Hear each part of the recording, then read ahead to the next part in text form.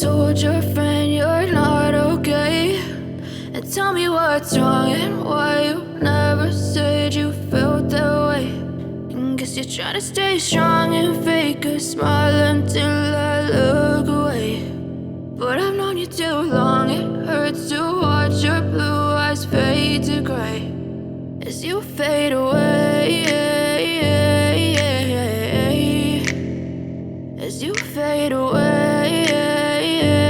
Bonjour. C'est un plaisir de vous rencontrer. Moi j'ai grandi à Vincennes, juste à côté de Paris. J'étais au lycée Hélène Boucher. J'étais très très bonne en français et en philo, très littéraire. Voilà, à l'époque j'ai fait un bac A1, donc je ne sais pas quel est l'équivalent chez vous. Donc c'est assez naturellement que je suis entrée en Hippocagne, à Claude Monet dans le 13e.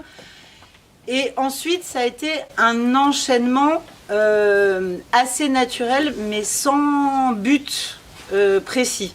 C'est-à-dire, ayant bien réussi mon Hippocagne et ayant rencontré un formidable prof de philo, je suis entrée en Cagne de philo. Ayant bien raté Normal Sup la première fois, j'ai cubé, c'est-à-dire que j'ai fait une deuxième Cagne. Ayant raté un peu moins, mais quand même raté Normal Sup la deuxième fois, la deuxième année du concours, je suis entrée à Paris 1 dans un cursus de philo. Et comme j'avais passé 3 ans en classe prépa assez intensif et tout ça, j'ai passé ma licence tranquillement et je suis rentrée directement en maîtrise, c'est-à-dire en master M1. Voilà. Et donc j'ai fait 2 années de philo à Paris 1 et je me suis spécialisée assez vite autour d'un auteur qui s'appelle Henri Bergson, pour lequel j'ai encore énormément d'affection. Mais j'ai commencé à travailler à partir d'Henri Bergson sur des problématiques en philo qu'on appelle l'esthétique, c'est-à-dire toute la réflexion autour de l'œuvre d'art. Donc très très loin de ce que je fais aujourd'hui. Il se trouve que quand on passe d'une classe préparatoire à un concours à la fac, on s'ennuie à mourir, parce qu'on passe d'un rythme très intensif à, en M1 à l'époque, en philo, on avait 2-3 heures de cours, parce qu'on était très livré à soi-même. Donc là quand même, j'ai commencé à me dire que j'étais pas faite pour travailler toute seule à la maison. J'avais envie d'être dans quelque chose de concret, d'actif, que j'avais envie de travailler en équipe. Donc voilà, donc en fait c'est un enchaînement un peu sans me poser la question d'une bonne élève littéraire qui avait envie de se retrousser les manches et d'étudier des matières de fond, qui avait envie de se colter la culture générale, qui avait envie de se colter les auteurs, les concepts, la pensée, les textes, les mots, et ça vraiment je le regrette pas. Donc je pense que je suis la dernière génération à être entrée dans un journal, Le Figaro, à l'époque, sans être passée par les écoles de journalisme. Donc en fait, j'ai fait un stage au milieu de ma maîtrise dans une grande agence de presse qui s'appelle CAPA. Et puis quand je me suis retrouvée à préparer la grecque de philo, là je me suis dit non. Là j'ai compris que c'était pas un diplôme, c'était un contrat de recrutement pour l'éducation nationale. Et là je me suis dit le problème, c'est que si je vais pas voir ailleurs maintenant, après je pourrai plus le faire. Voilà. Donc je me suis retrouvée au Figaro, j'étais en stage au service culture, c'était horrible. Un service culture, c'est horrible, parce que c'est un mélange entre des gens qui sont journalistes et des gens qui sont critiques. Et en fait, la chance que j'ai eue, c'est que je tournais un peu comme ça dans les couloirs du Figaro et j'ai été repérée par un chef de service au Figaro Économie, des pages économiques, donc très très loin de ma formation, qui m'a dit, moi, je m'occupe de la page média du Figaro Économique. Donc, viens, je suis rentrée comme stagiaire. Ensuite, j'ai été payée à la pige, c'est-à-dire article par article. Et puis ensuite, petit à petit, j'ai été intégrée. Après, j'ai passé 10 ans à la page média du Figaro. J'en avais très, très, très, très marre à la fin. Donc, c'était une bonne formation, technique, précise. Mais à la fin, on tournait vraiment en rond. Ensuite, je me suis fait virer du Figaro, mais en même temps, ça a été la chance de ma vie. Et en fait, à France Inter, il y avait un nouveau directeur de France Inter qui s'appelait Philippe Val, un type au caractère très très difficile, mais intellectuellement très brillant, qui avait été nommé patron de France Inter et qui n'avait jamais été en radio. Donc l'avantage, c'est qu'il est arrivé patron de France Inter et au lieu de venir déjà avec sa bande, il est venu avec personne. Et donc il lui fallait du monde.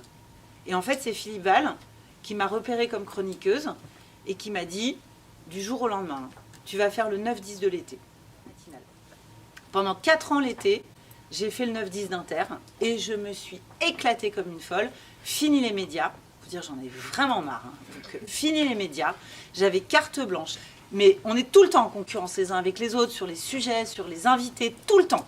Tout le temps. C'est la guerre entre Europe 1, RTL, Inter, etc. L'été, on fait ce qu'on veut. Et donc pendant 4 ans, j'ai fait cette émission que j'avais appelée Le Grand Bain, parce que je sautais dans le Grand Bain. Hein, c'était vraiment mon histoire à moi. Et j'ai fait une émission de culture et de société open bar. J'ai pu parler de tous les sujets qui m'intéressaient. Et en fait, il y a 3 ans, nouvelle présidence, nouveau directeur à France Inter. Je me suis battue comme une malade pour en être, mais vraiment comme une tarée, parce que le dernier été, j'avais plus de boulot à la rentrée. J'ai appris qu'ils recréaient un créneau pour les médias. Et là, j'ai dit, moi.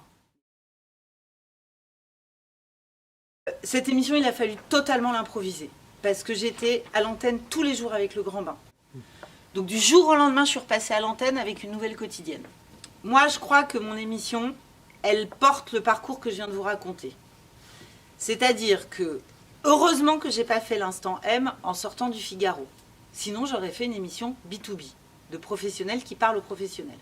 Donc j'ai appris à dire je, à l'antenne, à dire vous, et pas chers auditeurs, gna gna. Non, vous. Au micro, on dit vous, parce qu'on parle aux gens. Quoi. Et surtout, j'ai appris à parler de tout. Donc en fait, je suis revenue aux médias. Et aux médias, j'ai fait une émission sur la presse, la télé, la radio, les sites internet, l'affichage, tous les sujets médias, en me disant, enfin ça s'est fait comme ça, parce que j'ai pas eu le temps d'y penser, en fait, en faisant une grande émission de culture et de société à travers les médias. Et je pense en fait que ce qui marche super bien dans cette émission et qui fait que je l'aime, alors que je m'emmerdais à mourir au Figaro au bout de 10 ans, c'est que les médias, c'est une clé d'entrée qui raconte toute notre époque. Et donc on peut raconter des choses très politiques à travers les médias. On peut raconter des choses économiques, surtout en ce moment, où tous les médias sont rachetés, etc. On peut raconter des choses de culture passionnantes, parce que les médias, c'est aussi un lieu de création, d'imagination, d'écriture audiovisuelle, cinématographique et tout ça. Et on peut raconter aussi des choses sociologiques, c'est-à-dire qui décrivent vraiment notre société. Donc c'est vraiment comme ça que ça s'est fait l'instant M. C'est là qu'on rentre dans le cœur du sujet, c'est-à-dire je travaille pour le service public. Donc pas d'actionnaire privé. Moi, c'est le service public. Il commence à y avoir de la pub, très très très limitée sur France Inter. Liberté absolue. Donc, j'invite. Ma seule limite, c'est en ce moment, c'est inviter des gens qui sont des hommes ou des femmes politiques. Ça peut être intéressant sur les médias, mais c'est ma seule limite pour la raison que le CSA calcule le temps de parole des hommes politiques à l'antenne pour pas qu'il y ait trop de droite, trop de gauche, trop de FN, trop de... etc. On est en plein dans les présidentielles. Donc c'est le seul truc où il ne faut pas que je sème la zizanie. Pour le reste, je peux inviter des intellectuels qui critiquent férocement les médias, y compris France Inter. Et mon idée, c'est que l'instant M doit être extrêmement, extrêmement varié. Donc j'invite des patrons de presse, j'invite des journalistes qui reviennent d'Afghanistan ou de Syrie, j'invite des photographes de presse, j'invite des kiosquières, j'invite parfois des lycéens qui nous racontent comment ils s'informent, parce que ça a beaucoup changé. J'invite des réalisateurs de documentaires, parce qu'ils ont des vraies histoires à raconter, à la fois sur le sujet qu'ils ont filmé et en même temps comment ils ont fait leur film. J'invite, etc., etc. L'idée, c'est d'être très, très, très varié. Et je suis extrêmement libre. Alors, il y a du vrai et il y a du hyper faux. Alors, il y a 2 entités à France Inter. Et c'est pareil à la télévision. Donc, il y a ce qu'on appelle les journaux, les tranches d'information. D'accord ? Ça dépend de la rédaction. Je n'en fais pas partie. Moi, je fais partie des programmes. Moi, j'ai un directeur des programmes. D'accord ? Que la rédac de France Inter, elle a un ton assez gaucho. C'est vrai. Je ne vais pas vous dire le contraire. C'est vrai. Que parfois, elle manque un peu de nuance. C'est vrai. Que parfois, c'est pas très difficile de lui faire un petit procès en politiquement correct. Mais politiquement correct, c'est un peu dévoyé comme expression. En politiquement prévu d'avance. C'est vrai. Je ne vais pas vous dire le contraire. C'est vrai. Après, l'exigence de la rédaction d'Inter et le niveau des journaux, la qualité des enquêtes, des reportages, la liberté pour sortir des gros scoops. Donc, c'est pas parce que on nous dit un de gauche, gna gna gna, que France Inter va épargner la gauche au pouvoir. Pas du tout. Pas du tout. Il est en train de se passer un truc extrêmement grave, mais vraiment extrêmement grave. C'est le procès de la pensée unique. La pensée unique, attention à ce terme-là. Il y a ce qu'on appelle en France, aux États-Unis, partout en Europe, la montée des populismes. Le populisme, c'est quoi? Pour le caricaturer et pour aller très vite, c'est l'idée qu'il y a un fossé qui se creuse entre les élites d'un côté et le peuple. Et que les élites, elles auraient tout confisqué. L'argent, le pouvoir, les médias, les idées, le discours, la pensée, tout. Et que en face, il y aurait le peuple. Et que le peuple, les vrais gens, on les entendrait pas. D'accord? Et que leurs intérêts seraient systématiquement piétinés.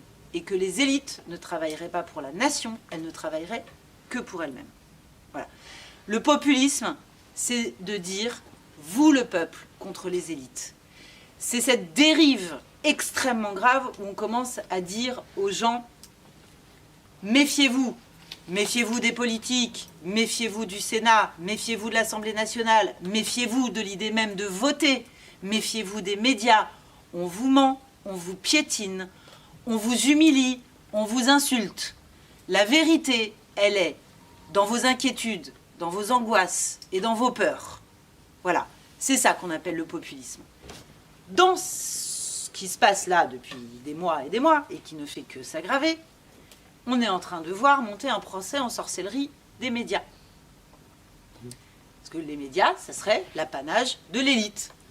Et donc, il y aurait l'idée de dire que ce qu'on appelle la bien-pensance, le discours dominant, la pensée unique, ce serait cette espèce de discours triomphant, complètement à côté des réalités, complètement à côté du monde, qui serait un discours de l'élite entre elles-mêmes, et puis des journalistes qui parleraient à l'élite, et puis l'élite qui parlerait aux journalistes, et puis voilà. C'est super grave, et ça, pour le coup, c'est archi faux. Parce que demandez-vous, qui parle de pensée unique? Qui parle de bien-pensant? Eh bien, ce sont des voix extrêmement réactionnaires qui font ce procès-là. Et donc, on est en train, il y a une espèce de grand mensonge, là, qui est en train de se faire, en disant « Ah, la pensée unique, ah, la bien-pensance, ah, la pensée dominante ». Mais la pensée dominante, mais rien du tout, la pensée dominante. La pensée dominante, là, elle commence à être franchement minoritaire. Et moi, je suis hyper fière d'être dans un média qui se bat pour que ce discours réactionnaire n'ait pas, comment dire, l'absolue mainmise sur le discours public. Vraiment. Donc, méfiez-vous, grosse manipulation.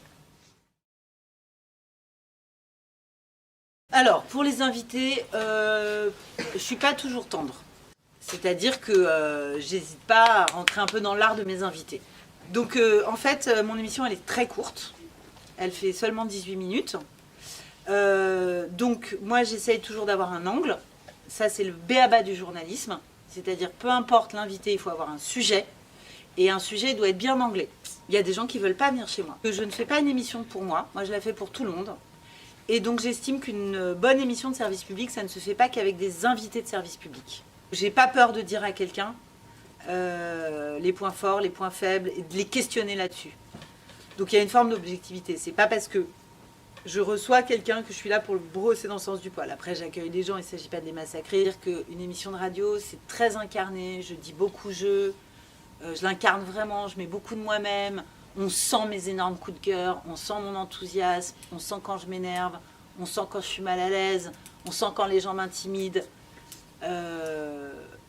C'est pas de la presse écrite. Voilà. La radio, c'est un média chaud. Deuxième alerte rouge, quand on vous dit les médias. L, E, accent aigu, M-E, tout en un seul mot, D-I-A. Les médias. Alors, les médias, ça n'existe pas. Voilà. Et ça existe encore moins aujourd'hui qu'avant. Hein? Les médias, ça n'existe pas. Les médias? Lesquels? Bon.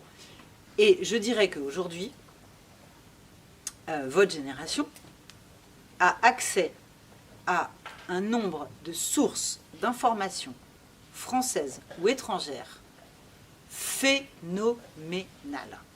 Donc, vous avez accès à une pluralité d'informations aujourd'hui, de traitement de l'information et de sources incroyables.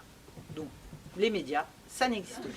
Donc, merci beaucoup. Avec On a plaisir. appris énormément de choses et c'était un réel plaisir de passer ces Avec grand belles plaisir. minutes. killer.